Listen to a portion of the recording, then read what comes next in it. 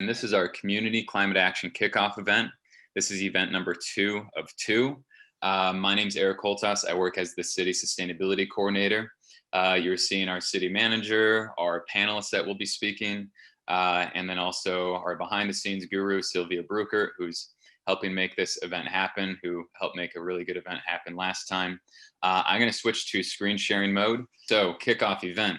Again, anytime that you're going to be looking to find more information about what we're up to with this community climate action event or other sustainability efforts, this is going to be the website that you can go to. So welcome to October 29th, 10:30 a.m. Greetings. This is where we're starting today. I'm going to go into how the event works. We're going to go into introductions with our panelists and with our city manager. And then I'm going to give an overview of the climate action planning process. That'll be the first 30 minutes of this event. The next 30 minutes of the event will be on item number 6. And so each panelist will have about 5 minutes or so to talk about what climate action means to them and their unique perspective here in the community. And then the next 30 minutes will be the final 30 minutes, and that will be a Q&A with the panelists. And so we'll encourage your participation, audience members, and we're going to look at how to do that here in just a moment. But when you do leave the call, I'll be encouraging you to take the Community Climate Action Plan survey. We are trying to get as many people to respond to that as possible. And so we hope you can join us on that. So how this event works, anytime you'd like to share a question for the panelists, you can type it in the Q&A box. You can do that anytime. We'll be getting to those answers at the end of the event. But I will say, if you participated on our first event last week, you might have noticed this. You can also kind of raise your hand. There's a function where you can click raise your hand. And so you would do that in the final 30 minutes during the Q&A session. And then we can actually call on you and unmute your microphone, so then you can say your question if that would be more comfortable for you, if that's what you would like to do. And because that's not written down, any questions we don't get to that are written down, we'll respond to on our website. And we still have work to do on that from our last event. But we'll prioritize people that are speaking, that raise their hand and say their question, since we won't have a written record of that. So we want to be able to get to those that we don't have a written record of. So I want you to know that those are the ones that we'll be prioritizing. We'll ask the audience questions during the event too, and we're going to kick off with a poll question for the audience here momentarily, trying to make this a more interactive session as we go on. The meeting is recorded and will be posted. The last event is now posted at cityofcr.com/sustainability. And then in the chat box, that's for questions or comments to the event organizers. Sometimes your volume isn't working. Sometimes other things may not be working. Sometimes we can fix those problems. Sometimes we cannot. So small disclaimer there. Alrighty, this is an audience question. Sylvia's going to help make this poll question pop up. Why are you interested in the event? Why are you here today? Is it for personal reasons? Is it for professional reasons? Are you a student? Or could there be some mysterious reason why you're joining us today? Attendees are now viewing the questions. We're getting responses in. We've had 35, 36 responses, past 40 now. Personal interest is slightly ahead of professional, but they're neck and neck for about 50 to 60% of people each. And it looks like there's, let's see here. So we can probably close it here, Sylvia, in just a couple minutes and show the results. All right, 30 out of 50 that responded, 60% of people here for personal reasons. That's great. And 28 out of 50, 56% for professional. We have a student. Thank you. And then we have some other reasons, which we may never know why you're joining, but thanks for taking part in that poll. All right, good to know who you are. Now you're gonna share results. Sorry if I'm messing anything up there, Sylvia. I know you're taking control of this. Okay, we're gonna move on to the next slide. Okay, now I'm gonna go around and call on each panelist to very briefly introduce themselves. This is just a name, organization, but we wanna see your face, we wanna hear your voice. I'm gonna go to, it might just be Liz right now. I'm not sure if your student is joining you right now, but Liz, would you like to start with a very brief introduction if you wanna unmute yourself and say your name? And Sure thing. Thank you. I'm Liz Callahan. I'm the Magnet School Coordinator at Cedar River Academy at Taylor Elementary, and I'll be joined soon by a first grader named Nia. Fantastic. Great to have you with us, Liz, and Nia soon as well. We'll jump to Dara. Dara, would you like to introduce yourself briefly? Morning, I'm Dara Schmidt. I'm the director of the Cedar Rapids Public Library. Fantastic. Great to have the library being represented by you. Next, we'll move to Mugisha. Mugisha, would you like to introduce yourself briefly? Yes, my name is Mugisha, and I'm with United We March Forward. Fantastic. Thank you for being here, Mugisha. And last, we'll go to our last panelist. We'll go to David Osterberg. Would you like to briefly introduce yourself? Yes, I'm David Osterberg, and I'm a retired professor at the University of Iowa and work for a new organization called Common Good Iowa. Fantastic. All right. Well, we have an awesome group of panelists, and the point of these panelists is to share their unique community perspective on climate change. And so we'll be able to get to that here in a moment. And now we're going to jump to our city manager, Jeff Pomerantz, and he's going to welcome us to the event and share a bit about Cedar Rapids and our sustainability trajectory. So thanks, Jeff, for being here, and take it away. Yeah, thank you very much. And I really appreciate all of you being with us this morning. Sustainability is a fundamental component of building a strong community. A number of years ago, I was very proud to bring our first sustainability coordinator, Eric Holthaus, into our city organization. And this has made really a world of difference, because we have an individual that every day is thinking about sustainability and sharing that leadership and that message across our entire organization. And our aim is to become a stronger, more vibrant, more sustainable community. And our efforts and our success continue to evolve. When we look at progressive cities, the comprehensive plan is really the guiding document for the work that's done as a city organization. And we call our comprehensive plan Envision CR. As part of that, Green CR is one of the elements supporting our comprehensive plan. After intensive community outreach to build a plan, the council heard that our residents wanted to put sustainability at the center of the work for our community. The comprehensive plan calls for creation of a municipal sustainability plan, and that municipal sustainability plan is to be a critical document that is much more than a book on a shelf, but something that we live every single day.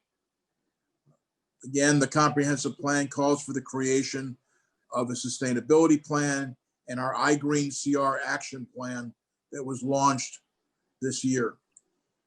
Envision CR also calls for a community-wide action plan to address challenges that come from our changing climate. In Cedar Rapids, we don't have to look too far to realize the impact that changes in climate have had on our community. We're obviously seeing more extreme weather. So, some of the very obvious examples of that would be the flood of 2008. We also remember very clearly the flood of 2016. The city was able to eliminate or minimize a lot of the impact from that event based on what we learned in 2008, as well as the city council's commitment to infrastructure, much of which had already begun in 2016 and continues today.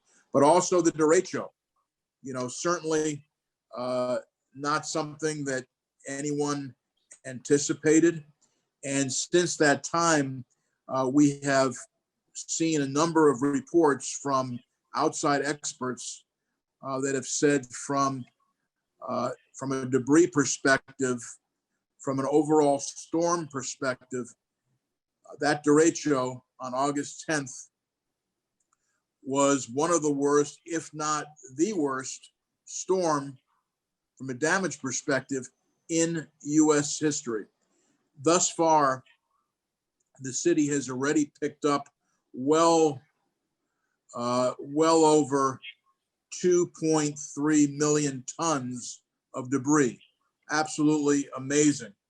And again, while it may be subject to controversy, I think that we need to pay attention to climate change in Cedar Rapids. And I know the city council members join me, and that's really what this effort is about putting that plan together to respond to climate change. The city council passed a resolution, and this was done way before we thought about derecho. The resolution that they passed prompts significant greenhouse gas reductions in our city, implementing climate change strategies and focusing on meeting the needs of our most vulnerable residents. The input of the community, your input today, your engagement is absolutely critical to this process. And again, we can't thank you enough for spending time with us on this important session. Today, you'll hear more about the process and timeline for our climate action plan. You'll learn more about how to share your comments and thoughts on the plan. We'll discuss how to engage as a climate action leader in Cedar Rapids. And finally, how diverse perspectives are important to community climate change and creating a healthy, resilient, and equitable future for all of us, for all Cedar Rapidians.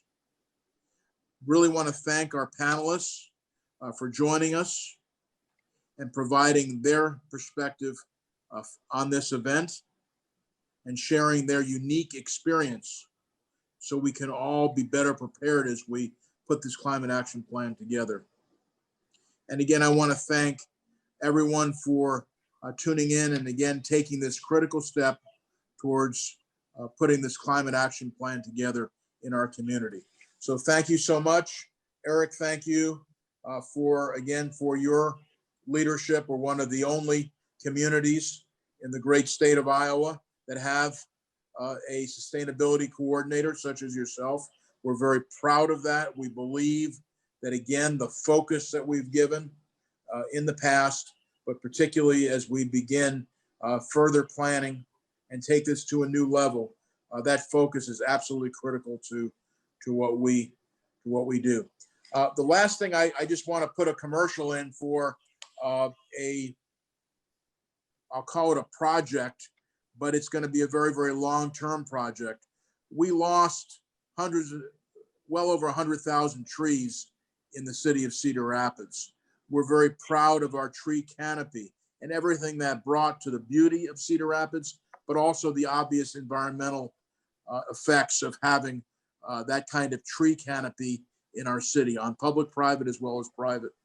So we are in the process with the leadership of the city council and our mayor, a number of which are actually part of this discussion in the background today to listen and add their opinions, of budgeting over $1 million a year of public money for the next 10 years.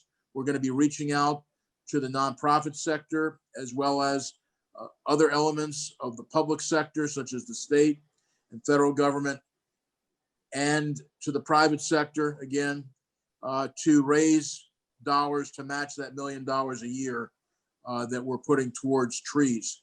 We're working as partners with Trees Forever, but this is our passion. And we have a beautiful river, but we don't have an ocean and we don't have mountains. We have a beautiful city. We were very, very lucky to have the trees we did. We lost them and now we've got to rebuild. So you'll be hearing more about that particular effort as time goes by. Thank you for being with us today. Eric. Awesome. Jeff, thanks for those words. I've been with the city now for about 5 years, and it's been awesome just to meet more and more really talented people that care about sustainability. And, sometimes you might use that word and sometimes you may not, but we've got a whole lot of staff on our city organization that care about environmental, social, and economic health. We've got members across the whole community that care about this, big companies, small companies, residents in their neighborhoods. And so that's what we're going to learn more about today. And so I'm going to share a little bit more now about our community climate action planning process, what some general takeaways of that would be, and how we can start going forward together. And we'll learn more about climate action from the perspective of our panelists next. So as Jeff had said, this is urgent, and that's what our forward-looking, ambitious city council members said in February. It is urgent for our community to take action on climate change. It's always hard as we're talking as a small number of individuals. It looks like we're the ones that's going to do a lot of this stuff.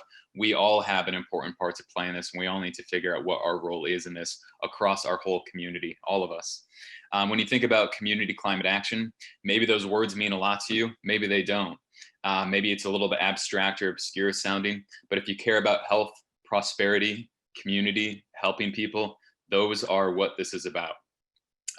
You are special and you do have something to contribute. So while it might look like a company or an organization has more influence, maybe that is the case, but never take for granted how important or never overestimate how important it can be for you to take action and lead by example.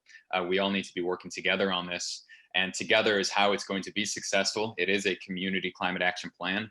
And so just imagine that future if we take action in these different areas. And Jeff did go over these, so I'll spend a little bit less time with them, but this is the foundation upon which we're building.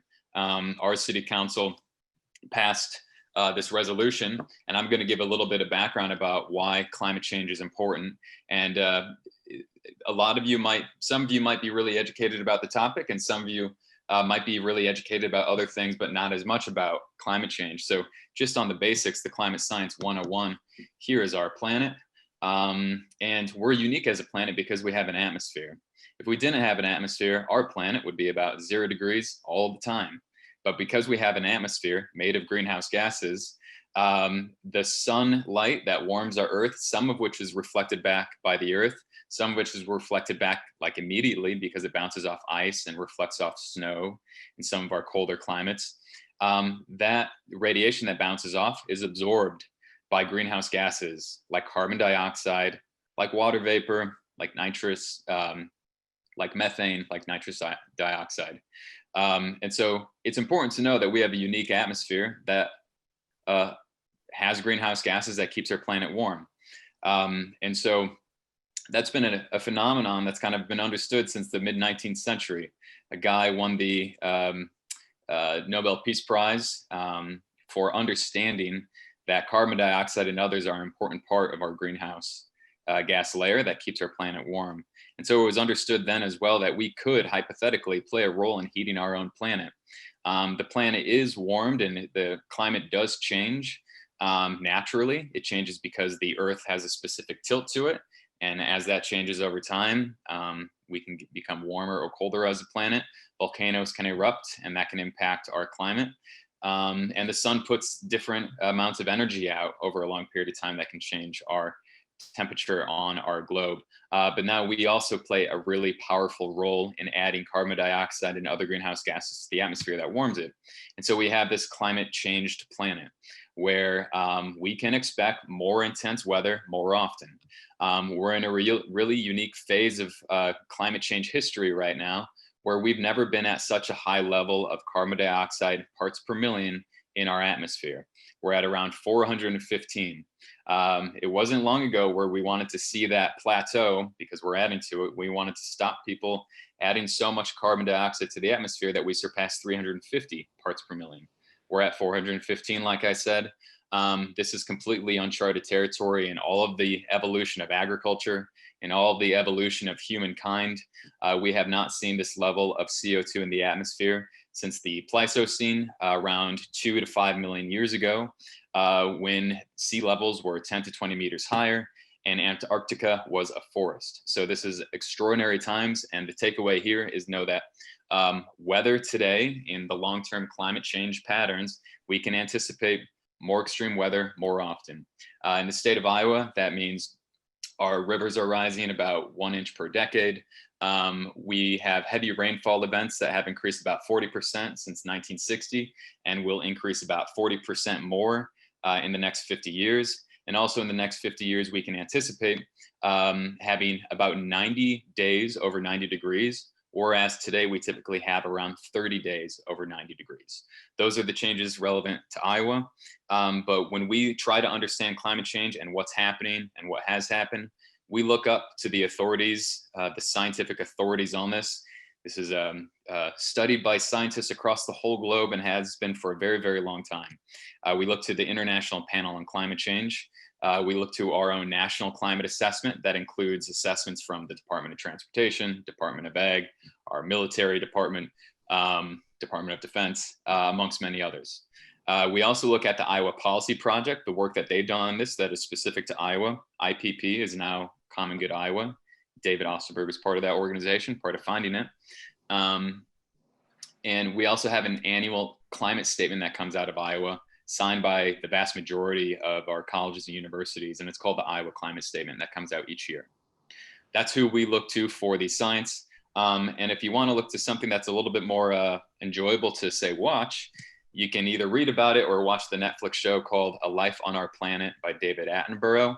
It's a very fascinating, long look at both climate change and biodiversity loss across our globe. It's fascinating. It's beautiful. It's tough to listen to, and it is really what ignites our passion and drive to build resilience and to work together to make changes. So Jeff went over these. Our city council has ambitious goals, science-based goals related to how many greenhouse gases we need to be reducing by both 2030 and 2050, how we can and should increase resilience to our intensifying climate, and that through all of this process, it's really important to care about vulnerable residents who are most impacted by extreme weather events. As an example, if you have less discretionary income, you have a harder time adapting to crises that can be occurring because of a natural disaster. And we also need to care about vulnerable residents as we think about outcomes of our planning process. It is true that things like electric vehicles and solar panels need to be part of the solution. They will be part of the solution, but we need to think about who has access to those now. How can we increase access to these types of activities? Are there other activities we can look to that are relevant to more people today that can provide immediate benefit, perhaps to those that have fewer resources to spend up front? And so this is a really fantastic graphic our Amanda Rieger, our fantastic graphic designer, made. And this shows on the left some causes and impacts of climate change if we don't address climate change and try to build resilience, reduce fossil fuel pollution. That's what you're looking at on the left. Some of it's a little bit hyperbolic, but we're trying to make the point there that that is a future that if we take no action, we can anticipate. However, if we do take action and do our best as a community to respond to greenhouse gases, to our changing weather patterns, these are the things that would be those solutions that we can rally behind. These are things we're already doing in a big way. And so when it comes to kind of building on the strengths that we have, there's so many places for us to look to. And you don't have to focus on, say, just greenhouse gases. You can care about urban farming as an idea. Maybe it's rain gardens and native plants and saving the monarchs and the honeybees that you really care about. Absolutely, that's part of climate action. There's so many things that we can build on that we already have.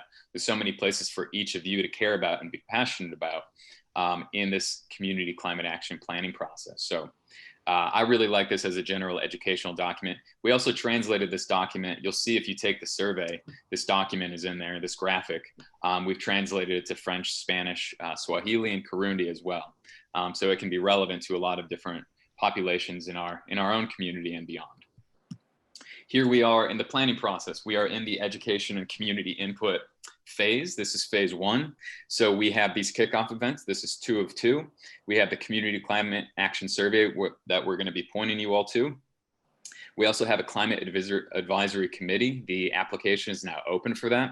The point of that advisory committee is to provide guidance and perspective as our planning process continues January through September. You'll be working with us. You'll be working with a consultant. You'll be providing your input and perspective, whatever that may be, to help us be transparent, to be balanced in our decision-making process, to connect with residents and organizations that are important to connect to.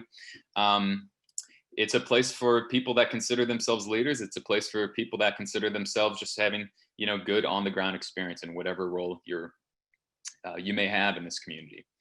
And so that's our climate advisory committee I spoke about just briefly. I spoke a bit about trying to get the survey out, and a way that we want to get the survey out and kind of really make a connection to vulnerable residents. This kind of furthers our equity approach. We've worked a lot in our community development department with planners like Jeff Wozencraft to build connection to neighborhood leaders in some of our more socially vulnerable neighborhoods.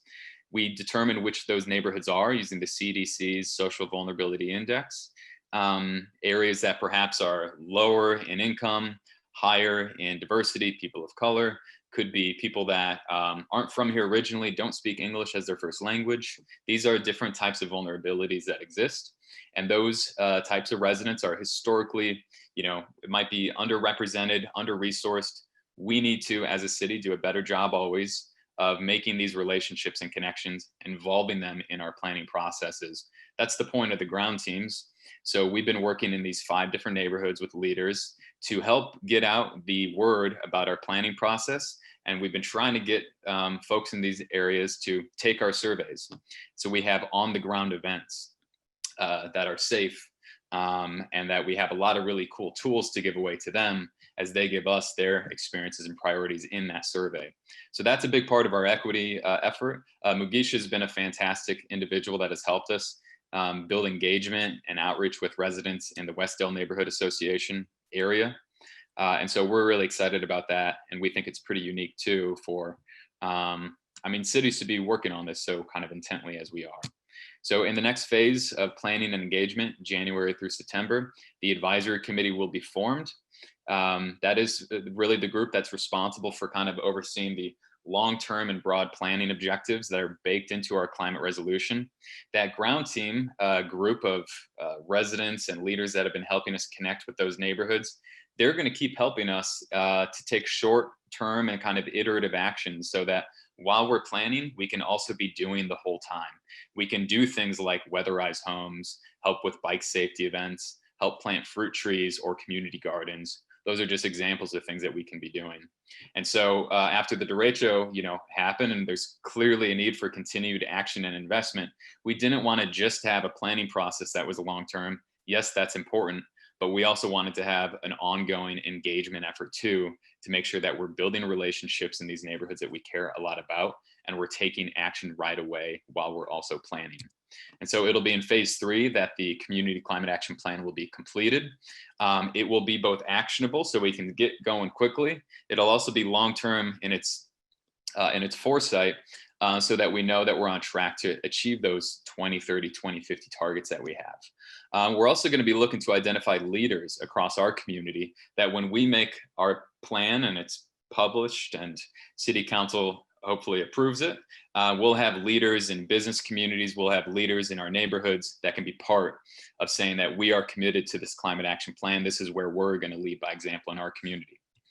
And so next steps for you all, take the community climate action survey, give us your priorities and experiences, share with us what those are. They're all really important for us to have.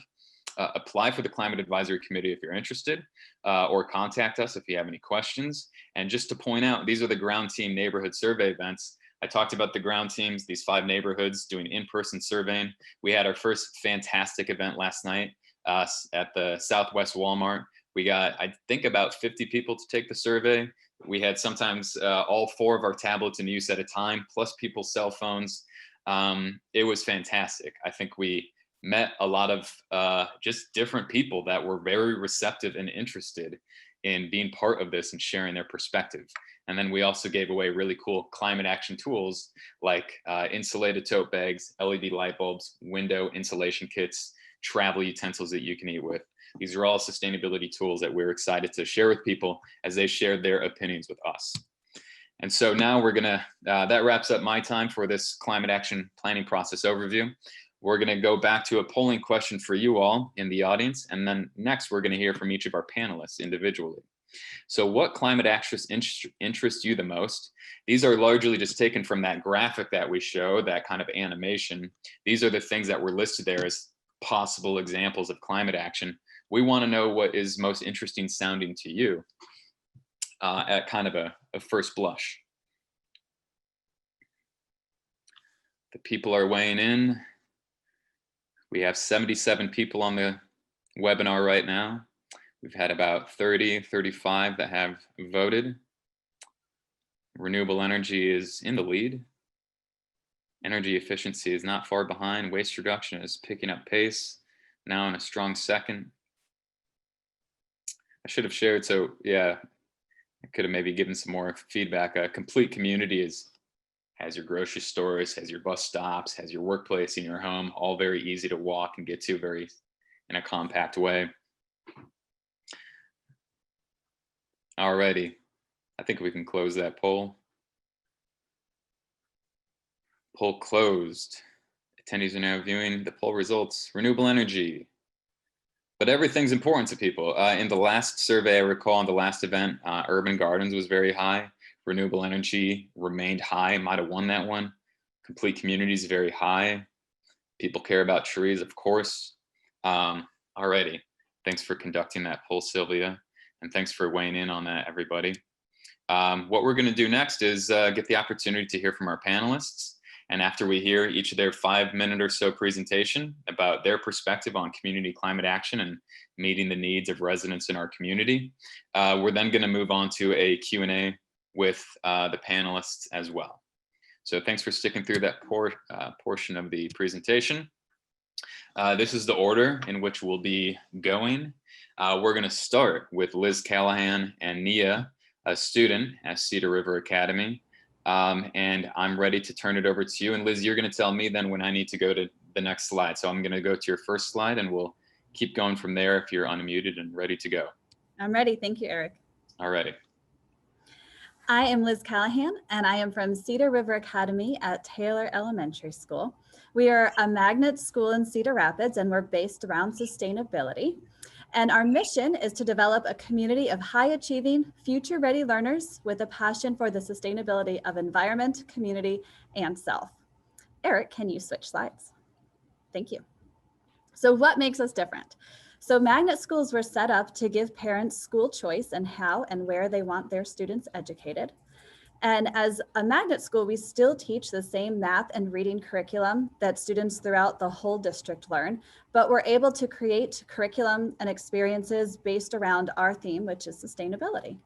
So for example, you're going to notice in one of those pictures, there's a little boy with a lot of materials out there that he's gathered from the schoolyard. So his kindergarten class was learning about habitats and where animals live. They went outside and they picked up all sorts of sticks and straw and leaves and brought them into their classroom to try and make their own bird's nest. So we are all about hands-on learning. We also have several community partners that come in and do lessons with our students. We work very closely with Matthew 25, and they pull all of our students throughout the year to maintain our school gardens and our school hydroponic systems, which you can see in one of those pictures there. The students are able to taste test the food, and we also donate a lot of our food to Matthew 25's, their restaurants, and to, I can't think, they have a donation site as well for giving out food. And we also this year are working with Lynn County Conservationists, and their naturalists meet with our students every week this year for our science units to enhance our lessons. They're actually meeting with kindergartners today to learn about bats for Bat Week. And we're trying to work them into our social studies lessons as well. So we have some pretty exciting opportunities for our students. Next slide, please, Eric.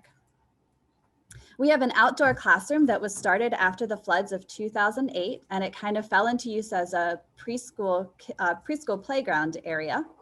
But we're turning it into a fully established outdoor classroom where every grade level can come out there and learn. Our goal this year is to become the first certified outdoor classroom in an elementary school in Iowa, and teachers are finding really creative ways to take students out there and use it. You see in some of our pictures, We have students with magnifying glasses out there looking at different insects that they find and looking at different seeds and where seeds come from. We also had first grade teachers take students out there during their math unit on shapes to look for 2D and 3D shapes that they can find outside. We also have a certified monarch way station as a pollinator garden inside of our outdoor classroom. Next slide, please, Eric. Thank you. We not only teach sustainability, but we lead it through practice. So we're the only school in the district that currently composts at every single meal, in every classroom, and in our cafeteria when we used it last year. Not this year anymore, though. We also compost all of our paper towels in our classrooms and in our bathroom. So because we compost so much and have reduced our waste so much, we now are able to have a smaller garbage dumpster outside, and we have a larger recycling dumpster outside because we're sending way less to our landfill, and our students are so proud of it. We actually had a team of 4th and 5th graders who spearheaded the compost movement last year, and they formed a partnership with a local business, the Compost Ninja, who takes care of all of our composting for us. Next slide, please, Eric. So I'm going to mask up here because I am bringing over one of our first graders. Her name is Nia, and she's a lottery student, which means that her parents chose Cedar River Academy as a school for her, and she applied to our lottery and was accepted. So this is Nia. Hi. I'm going to ask Nia some questions, and she's going to answer nice and loud so you can still hear her. Nia, can you tell us what you love about Cedar River Academy? That we get to help take care of the environment and learn about bees and bugs and find shapes. I love it. Nia, you said bees. What's the theme of your classroom this year? Bees. Bees. I love it. They're a beehive in first grade. Nia, what's so important? Why is it so important to learn about the environment and learn about sustainability? Because if we don't take care of this earth, there will be no home for us and no food for the animals or us. Thank you. Nia, tell us what you want to be when you grow up.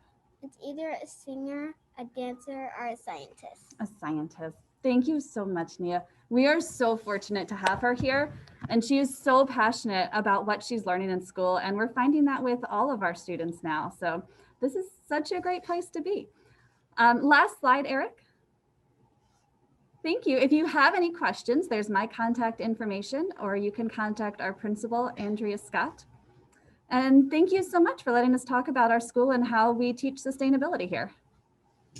Awesome. Thanks, Liz. Nia, you're great. I think that you could be a scientist, singer, dancer. You could be all those things, I believe. Thank So you. thanks. Yeah, thank you for being here. Thanks for caring about the bees and the butterflies and all the important bugs. So that was awesome. It was great to hear from you. And Liz has done some fantastic work too in adapting our community climate action survey to a K-6 audience that she is actually helping to deliver across the school district. So we're getting a youth perspective, a very young perspective, and then we'll also be getting everyone else's perspective in the community. So that's been an awesome way for us to build representation from a group of people that deserve it and that don't often play a part in big city planning processes. So Nia, you're great. Liz, you're great. Thank you. Thank you. All righty, let's move on to Dara Schmidt and the Cedar Rapids Library. So the Cedar Rapids Public Library, I mean, I hate following a first grader. She was amazing.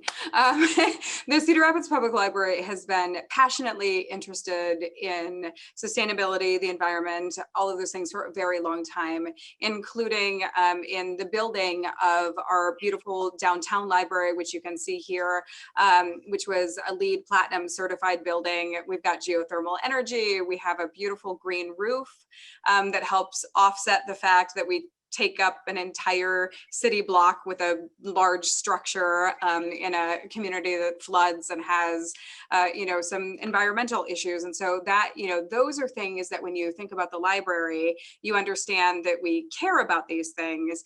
But what I wanted to focus on for my brief time is to talk about some of those other things that the library may seem like kind of a strange partner, and why are we so invested in climate action and sustainability? So Erica, if you'll pop to the next slide.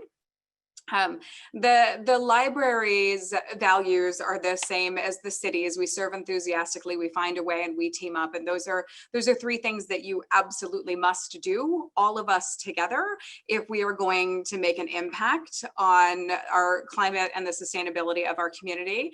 But what I really wanted to point out was the guiding principles of the library, which are privacy, intellectual freedom. Those are very traditional library principles.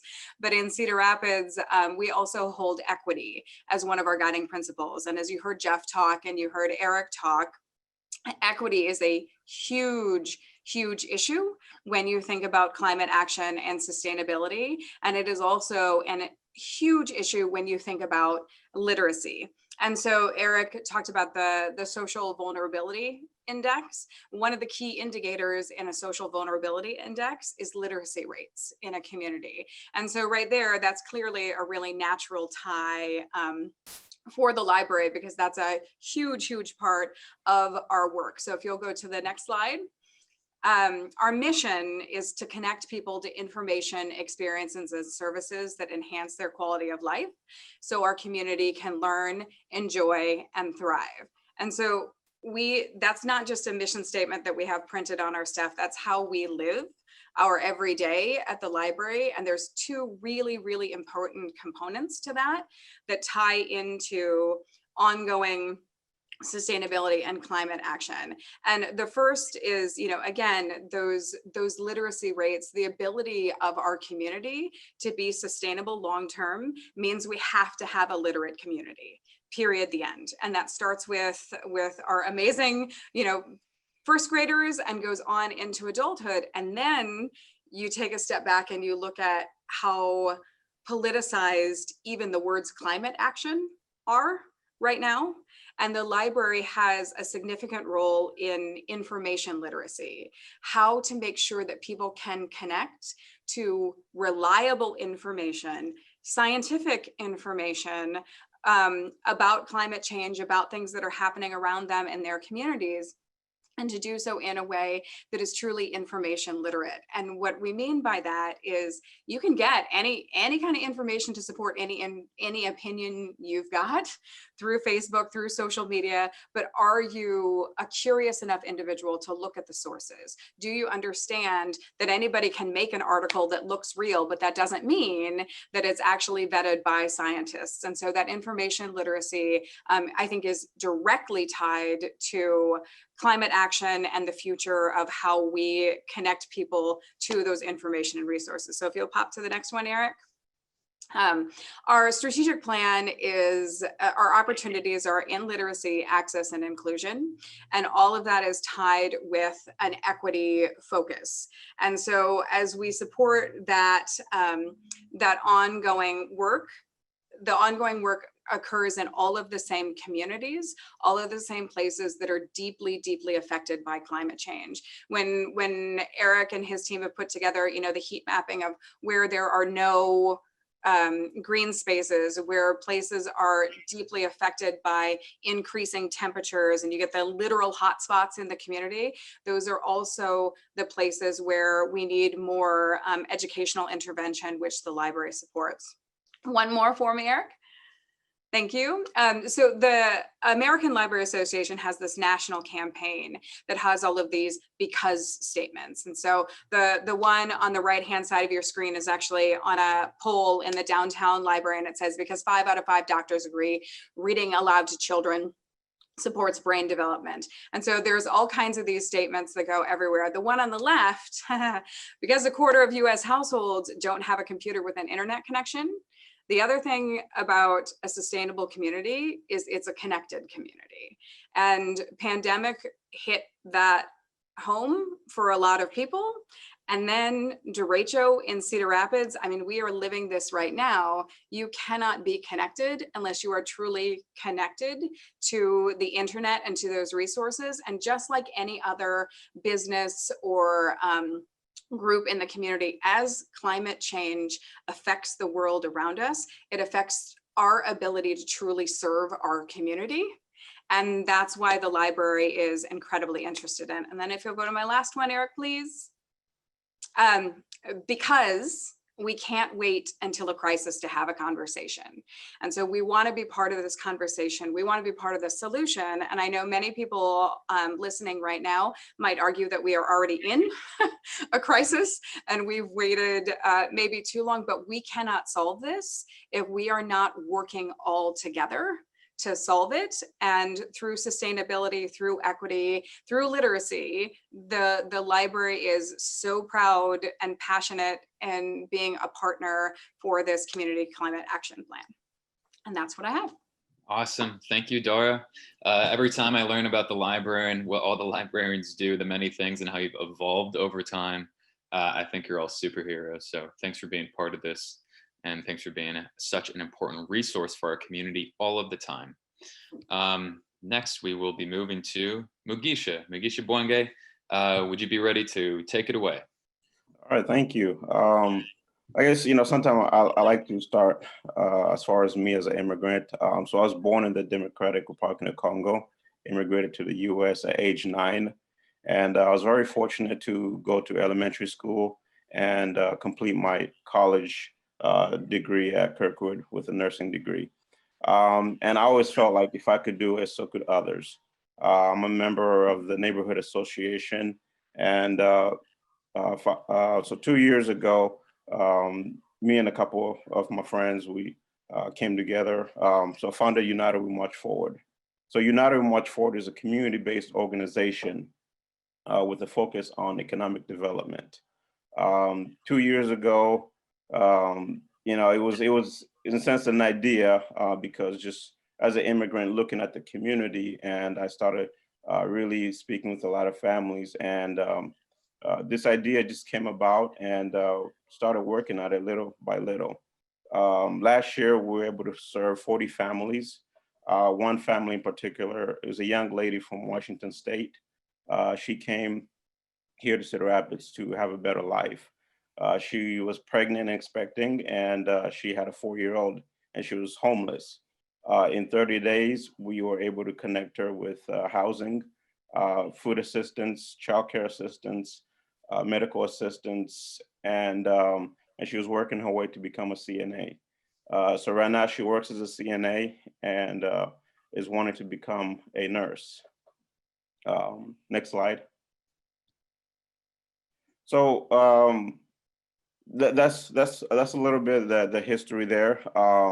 And our mission statement is provide hope through education, encouragement, and empowerment to families and communities. Next slide. So a lot of time when we, when we talk about immigrants and when we think about immigrant community, we have to look at what are they contributing, because that's really important to also understand. So a survey done by New America in between 2012 and 2017, over 40% of the population in Cedar Rapids was contributed by immigrants. Over 200 million in spending power from immigrants. In Lane County, immigrants' household earned over 300 million in income. So how do we understand climate change, resilience, neighborhood needs and strengths, and or reduction in greenhouse gases?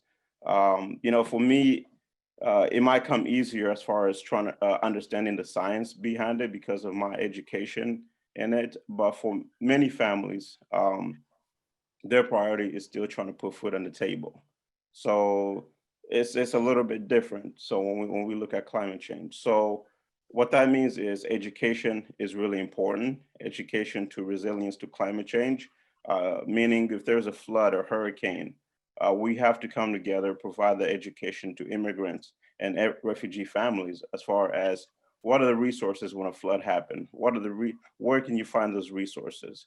How do you move forward after a hurricane, after Draco? How long is the recovery? So the education is really important when we're looking at resilience to climate change and anything else. And making sure that opportunities and resources are available to families. And that way, when it does happen, in a sense, they have the tools and resources to to be able to, in a sense, be more resilient as well. So when we think green parks, green jobs, fresh food, bike trails for residents, equity to vulnerable and underrepresented residents, it looks like, for me, what it looks like is access to education, access to healthy food, access to bike trails in their own neighborhoods, affordable fresh produce, opportunity for them to be able to garden, and livable wage for employment. You know, if that's an opportunity to in the climate action initiatives. So that picture there is a picture of the top one is Draco. The city we partner with the city of Cedar Rapids and many other organizations, and it shows how the strength and, you know, when we all come together for a purpose and for a cause. And I think we can all be proud of Cedar Rapids and how we handled Draco and aftermath and how we all came together. The picture at the bottom shows flooding in the town I was born in. So global warming is not just in United States, it's everywhere. Next, please. And just adding to the top one, it just what it means is as Americans and citizens, we are the leaders. So the initiative that we're taking, I think a lot of time we should be proud that we're creating a roadmap for many people. So does adversity discriminate? It does not discriminate. Adversity does not discriminate. Immigrants come to America for a better life. They face many challenges, just like anyone else. With them, they just have added barriers on top of that. And those barriers are language, culture, traditions, and so on. United We March Forward, what we do is we try to break those barriers, and we do that through, you know, providing strong relationship in partnership with many individuals and businesses, and that creates resources and opportunities for families. And we move forward by providing, as an organization, providing mediation services, referral services, translation and interpretation services, which then allows families to be connected to the resources and opportunities that they need in order to succeed here in our community. That picture there is a partnership prior to the Draco. We worked with the city, we partnered with the city, and we were able to get over 80 bikes to families. Those bikes were used to go to the grocery stores. Some family members were using it for leisure activities. There were kids that were finally able to ride their bikes to school. You know, of course, in guidance with their parents by their side. So those are the opportunities that family need. Immigrant families, they need those opportunities, they need those resources, and that's how we move forward. Like Dara said, it's communications, education, it's working together, because this is not one person type of thing. This has to be a collective approach. It has to be, we have to be very vigilant as far as making sure we include everyone, because that's the only way we can make a difference. So thank you. Great. Mugisha, so happy you could join us today. And I got to know you a bit after that bike donation event where you worked with, Jeff Wozencraft, Brandon Weiss, Stephanie Schrader. You provided an extraordinary amount of time at the Neighborhood Resource Center at Westdale on top of your job, but just going out to the residents that needed help, helping out at the Neighborhood Resource Center. And it's been awesome to meet you, learn from you, and excited to keep working with you. So thanks for being here. Thank you. All right, we're gonna, the panelist 4 of 4, David Osterberg, is now going to take it away to describe his work and his perspective on community climate action. Here you go. There you go, David. Thanks, Eric. The logo there is the Iowa Policy Project. we've just merged with another organization. We've done it so recently, we don't even have a logo yet. So, but it's a not-for-profit organization. And as you see, I worked at the university as well. Next slide. There are a lot of actions that contributed to climate change. I mean, climate action plans, as we see, are bikes. Well, we just saw Magisha's slides of bikes. Less ways in which we put carbon dioxide into the atmosphere. Renewable energy, which everybody thought was kind of their number one interest, is one of those as well. But there are lots of other things, especially efficiency. Actually, efficiency is number one. That's what you do first. And HACAP has a program, for instance, they get dedicated just to low-income elderly people to try to make their houses consume less energy and make them more comfortable. Wind and solar, we have quite a bit in the state of Iowa. Next slide. One of those is my garage, the kind of the crappy door there, that's mine. The other is the person who used to teach a class on climate change at the University of Iowa. And Peter also shows that there are other things you can do. Drying your clothes outside. Again, efficiency comes before renewable energy. Next one. And what you're going to see is a whole lot of text. Don't look at the text. It's going to be here later on if people want to look at it. Anytime I do something that I know is going to be then up on the web someplace, I try to make it sensible to use. So solar is going. Solar for individuals is going pretty fast. First thing is how much cheaper it's got. When I put up those solar panels on that garage with kind of the funny door, it was 6 years ago. A year and a half ago, my friend Gary put up solar panels. He paid exactly half the cost per watt, per kilowatt that I did. That's how much the price is coming down. There are tax credits available, but they're going away. And it used to be a 30% one for the federal. State also had a program which was half the federal. So when you put panels on, 45% of that was being paid by tax credits. That is, if you have enough income to have a tax appetite, realize that. Net metering is the third thing. And that is when I produce a few extra kilowatt hours, generally when the sun is high, that's summertime, and it's a sunny day, I'm putting some more kilowatt hours back to my company, Alliant Energy. Very valuable kilowatt hours. They get them exactly when they need them. And also another thing I gotta mention is if you're going to go forward on solar, you need some people really pushing it. Eric has been one of the people who's really pushed to make Lynn County have lots more solar panels than they did even 2 years ago. Next slide. Solar has been bipartisan in the state of Iowa. We have our own tax credit, a state tax credit. So you know the Republicans and Democrats had to get together to pass that piece of legislation. For instance, the pork producers don't always get along with environmentalists, but we both love solar panels. And the utilities, however, don't like them so much because it's fewer kilowatt hours that they get to sell, and they've not been really encouraging. Next slide. Mid-Am, and since I'm going to say something about utility companies, let me first say Mid-Am's been very, very good on wind. Realize you are in a state where 42% of all the kilowatt hours, all the electricity used inside the state comes from wind.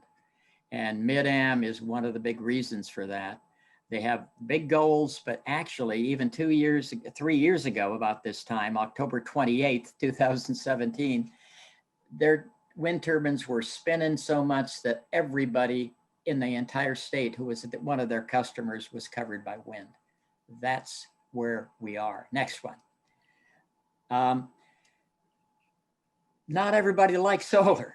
And 2 years ago, there was a bill that would have made it really harder to finance your solar panels because that net metering, running the meter backwards for those extra kilowatt hours was going to be taken away. At the same time that bill came out, this group, made up group called the Real Coalition came out to tell us that, next slide, please. While solar is fine, why should you pay for some rich guy's solar panels? That was a direct attack on solar. And this group spent $1.25 million around the state on TV advertising. That made it harder. And we thought, we in the environmental community, is we were going to get beat on that. Next slide. We didn't get beat because the pork producers came in. Think about this for a minute. When you're producing pork in Iowa, you have a giant building with a lot of space on the roof for a bunch of solar panels, and you've got a bunch of hogs you want to keep cool in the summertime. And they're the ones that stopped the bill, stopped it cold. Not usual people who get along together that much, environmentalists and pork producers, but they're the ones that really, my joke here, sorry, saved our bacon. Next one. So here's the lesson. Lots of people can have solar panels like me. A lot of people can't. A lot of people live in apartments, but a lot of people are also low income and have a hard time coming up with the upfront costs or even getting a loan because their credit worthiness may not make a banker excited. So you gotta make sure that everybody is participating in the sustainability, or somebody like the Real Coalition is gonna come in and try to take away some of our sustainability. Here is something you can do because they've been done in other states, Minnesota and Illinois. Illinois, next slide, has a great program which really pushes very hard on solar, and it makes sure that everybody participates. And even more than that, when they go into an inner city neighborhood in Chicago, the people who are trained to put those panels on roofs are the people in the community. You have to do that. So it's not just equity matters because we ought to make sure that everybody's equal. Equity matters because we got to win. And if we don't, if we're going to be vulnerable to this attack by people like the Real Coalition, we've got to say we're in this together. Next slide. And it's political. And here are some of the people, some of the sources that Eric talked about at the very beginning. Mentioned the Iowa Policy Project. Another not-for-profit in the state is the Iowa Environmental Council. That's there where you can find them. IPCC, the Intergovernmental Panel on Climate Change, and the U.S. National Research Council. But also remember what Dara said, libraries, there's a source, a trusted source you can find for information on just how good solar is and whether or not it's being subsidized by other ratepayers. Go to the library and realize education is it. Teachers are trying to teach us about things like climate change. Believe them, don't believe what you see on some website. My golly, follow the sources to make sure that you know it's real. That's it. Awesome, David. Thank you for that overview, some of that history on renewable energy in Iowa. And it's been awesome knowing you as a very long time, since maybe 2006 or 7, when I was a student at the University of Iowa in the Environmental Coalition, and David was our advisor. So it's been great knowing you now for almost like 15 years. Yeah. Thanks for all your great work. Thanks for being here today. Here you can see the next session phase of this kickoff event. So you have the opportunity to type questions in the Q&A box, but you can also raise your hand. We'll turn your mic on, and we'd ask you to make your question as brief as you can so that we can then triage it to the correct panelists and get through as many questions as possible. I had already indicated, and it is true, that if we don't get to your question, we can always post a response if you typed it on our website, and we will do that. But that's why we're going to prioritize people that are raising their hand to ask their question, because those questions won't be preserved. They won't be in writing. We want to get to those first. And so now that you know that, Sylvia is going to help us to find people that are raising their hand, and we're going to be calling on them. Prior to doing that, this is the third of 3 questions for the audience. When can you take the Community Climate Action Survey And it's kind of preloading the types of answers we might want to see. If you feel like this doesn't fit your situation, you don't have to respond, but we hope that you can take it immediately. We hope that you can take it sometime soon. Perhaps you've already taken it. That would be really cool. Looks like several of you have. We still have 63 people, it looks like, on the event still. So that many people, that's, I think, a little bit more than we had last time at this point in the event. Really great number. So awesome. Several of you, most of you will be taking it right after the event. Those of you that have weighed in. We have 37 people, 38 people, 39 that have responded. And Sylvia, we can probably wrap that up then. Poll closed, and attendees are now viewing poll results. Oh, very cool. That's exactly what I wanted to hear, that many of you have taken it and many more of you will be taking it soon. So cityofcr.com/sustainability is the place to go for that. All righty. And then just briefly, when you do go to that website, this is what it looks like. And here's a button, Community Climate Survey. And you can very briefly see that you have different languages to choose from. And you have those really cool graphics translated as well. So we're excited for that, our team that put that together. All righty. Okay, so we're now gonna move to the Q&A. And Sylvia, would you have any individuals that are ready to ask any questions? And again, you can also type them in if you would like to. If no one's raised their hand, we would of course look at those questions. So we have a question in the chat box. The question is, do you expect the federal subsidies for solar energy to return in the future? I would have to maybe ask someone that might be able to predict the future better than me. I don't know, David, if you would be able to take a stab at that, or anybody else. You got a pulse on that? Depends on who wins the election, Eric. Yeah. I guess that could make sense. I don't know if I would have anything brighter to say. Yeah, I wouldn't know any other indicators besides what David had just said. So thanks for that question. Any other projections, David, that you would have for like renewable energy in the future? It does seem that prices have fallen rapidly, and that a lot of states are taking action on this work, and solar is still very approachable. You can get a free site assessment typically and a free quote, no obligation, to find out if your home would be a good fit for it. If you're getting a new roof, which is the right time to put on solar, you could look into that. You could, and Moxie Solar is a local firm. Kind of local is also Eagle Point Solar. I don't want to advertise for anybody, but there are lots of firms out there. It's really a growing industry. And one of my slides showed that there were something like 800 installers around the state doing that as their job. Generally his job. That's another thing. We better make sure that there are, female installers as well. Again, everybody's got to be in this together in order to really make things succeed. No, price of solar is coming down. The price of wind, the cheapest kilowatt hour in the state of Iowa is a new wind machine. It's cheaper than an old coal-fired power plant, already existing coal-fired plant. And unfortunately, or fortunately, depending where you are, Duane Arnold just went down because they couldn't compete anymore. It was just too expensive in relation to that cheap wind power. Thanks for that response, David. Sylvia, with your help, would it look like anyone else has their hand up? Or otherwise, I know that there is a question posted in the box as well. There's another one in the chat box. What is the city doing to reduce emissions and increase efficiency with its fleet and facilities? Yeah, thanks for asking that.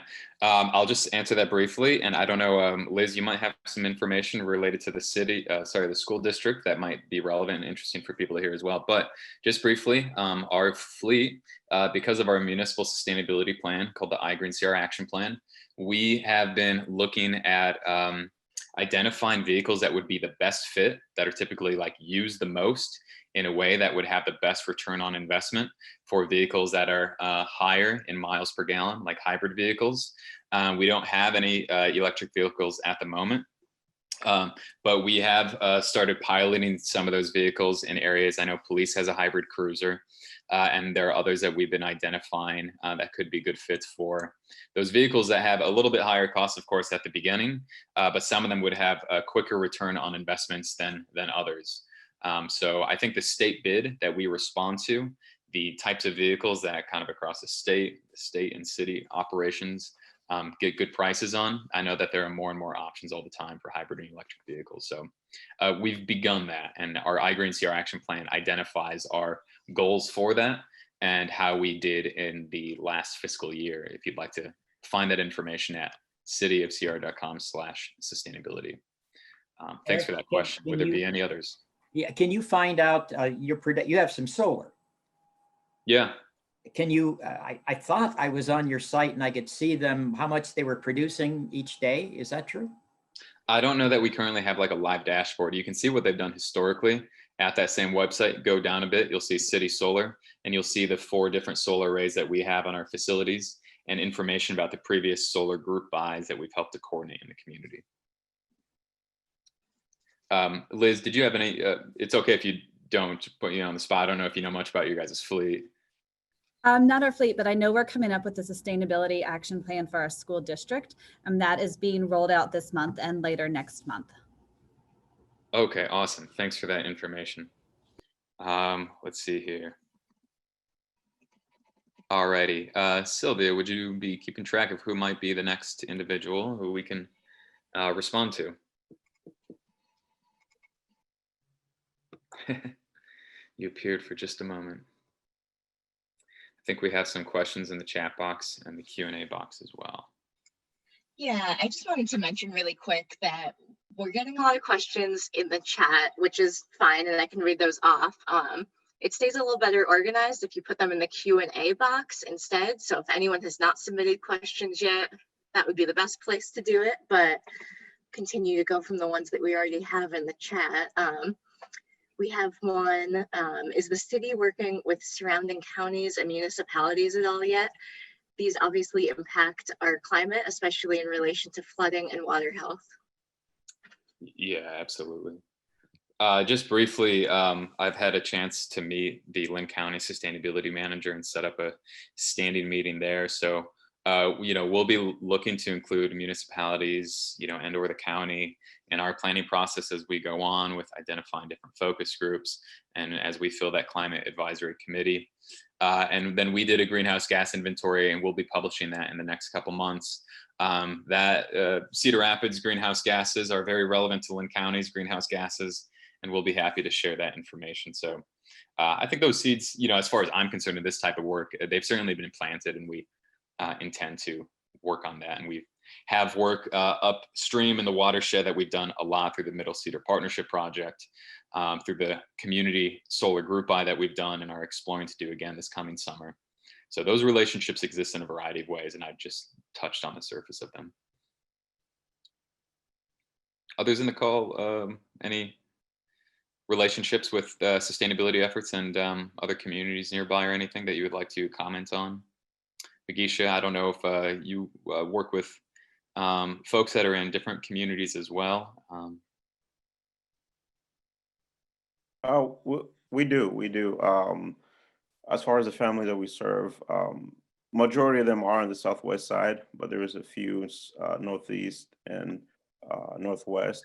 And I think, what's important is, so what we do based on this conversation and based on the initiatives that are being taken, we work with the families to ensure that they understand what's going on. And a lot of time this might be one-on-one conversation. It might be through our social media with families where they're able to ask questions and we respond back to them. So like yesterday, I sent a message to about 150 families, just quick survey, and the rate of response was, I'll say about 40% of families that were able to respond back out of 150. So that allows a dialogue and conversation and getting them to understand what's going on. So I think like one of the things, like when we look at you know, it's getting colder now. If Derecho had not happened, I think some of the things that we should be looking at when it comes to weatherization is how do we ensure that families who are underrepresented and maybe their homes are not weatherproof, you know, how do we ensure that services goes to them so that way their homes can be weatherproof? You know, not only does that keeps them safe and warm, but it also reduces the cost of living, you know, because I mean, right now, they're already, you know, working hard trying to put food on the table and make sure their kids are safe. So, you know, when we look at climate change and weatherization, it does not only, it's not only just about, you know, climate change, you know, that reduces costs for families, you know, when you can insulate some of that cold air that's coming in. So, you know, just stuff like that. And I think what we're able to do is, you know, work with companies, work with individuals in the community who are in the best interest for the immigrants as well.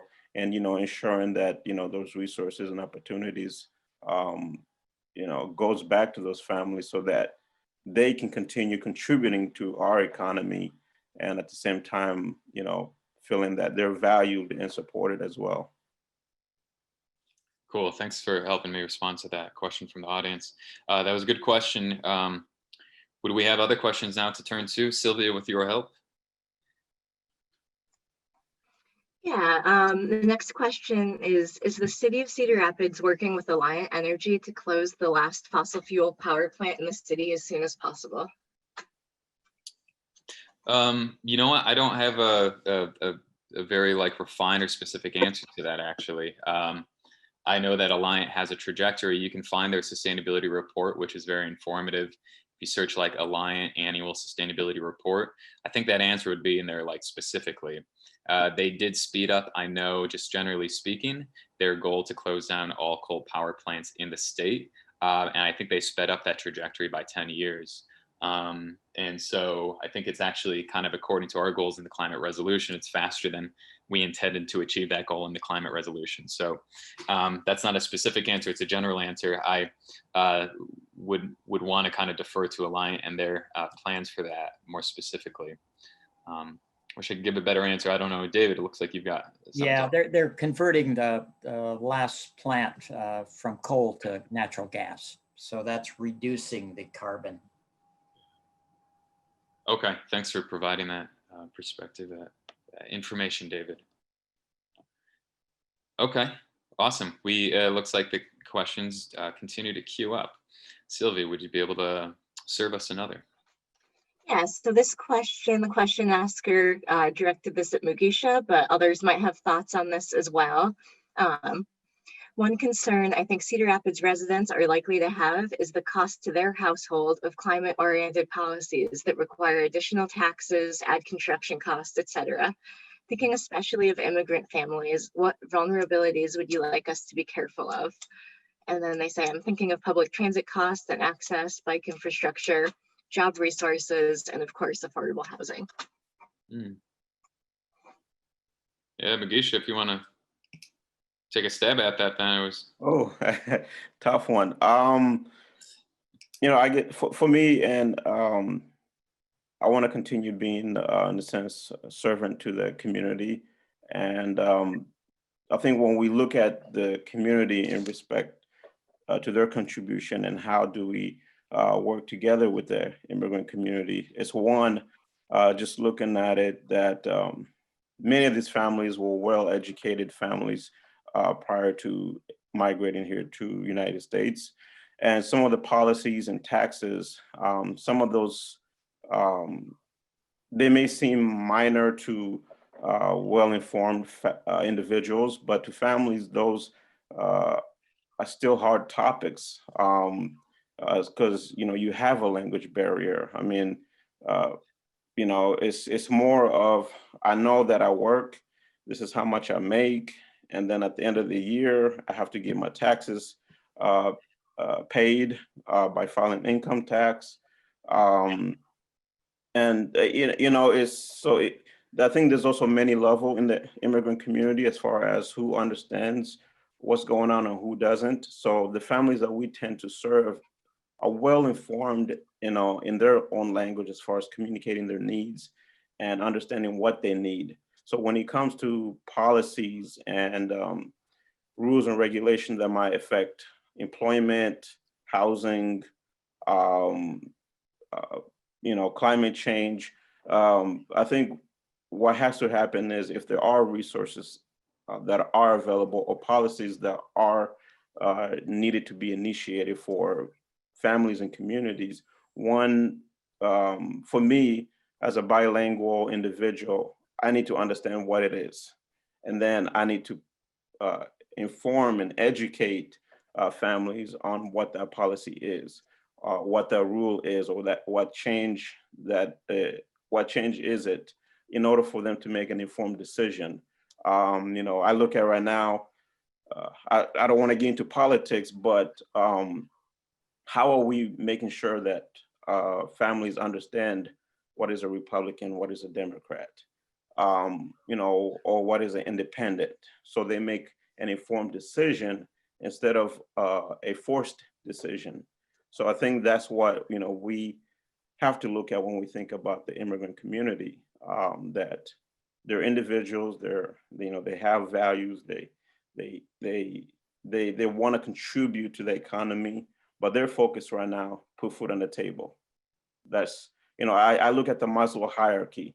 When your basic needs are not met, you're not going to contribute or do much more than what you can, because your basic needs are first. So, and that is putting food on the table, the kids getting an education, because they know they don't have much time to live, so their kids can live longer and do much better. So again, that's the best I can respond to that is, what are the policies that are going to affect communities, and that is, all the community. And then based on what the policy is and the changes, how do we make sure that they're well informed about that and they make an informed decision? Yeah, that's awesome. Thanks for that response, Mugisha. David. Again, when we talk about sustainability, it's short-term costs, long-term gains often. And it may be that there are more taxes for some expanded transportation or whatever that may come about. But realize, and I say this as an old public health professor, health is really expensive to take care of. And if you can reduce health care costs by spending a little more, you're way ahead. Yeah. I just want to comment too that there's so much of a robust policy foundation that we presently have that could be taken advantage of, that can make a lot of these green actions happen at less cost, and with benefits that are greater for job growth, for health, for longevity. Even just like a complete streets policy we have in Cedar Rapids that says, let's build roads that work for everybody. That is a fantastic piece of policy that makes sure that we can build roads that allow travel to occur with less energy expenditure, because biking is now possible and safer, transit's possible and safer, walking also is. We have like a green buildings incentive that's currently available, and we incentivize development in the core of our community where infrastructure already exists, so we don't have to build it. And where typically if you're building in the core, your places are going to be a little bit smaller and more compact. You'll use less energy, you'll use less water, you'll emit fewer greenhouse gases, you will make walking, biking, transit more possible.